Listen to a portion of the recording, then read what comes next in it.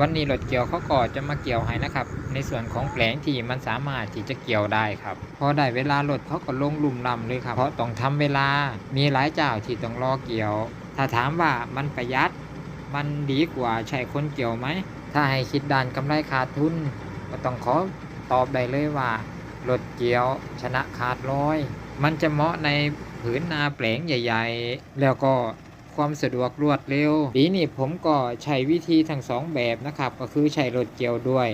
แล้วก็ใช้วิธีเกี่ยวมือนวดแบบสมัยแต่ก่อนที่มันมีเครื่องนวดอยู่บนรถตุ๊กๆบางเจ้าผมก็เห็นเขานวดโดยมือ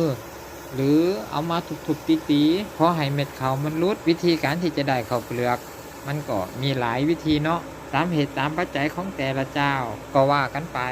พอหลุดเกี่ยวเสร็จก็นำมาตากแดดจัก2-3แดดส่วนที่เป็นข้าวฟ้อนก็เตรียมหาบเตรียมเก็บละโลมเอาไปจุดรวมเพื่อที่จะได้นัดรถเข้ามานวด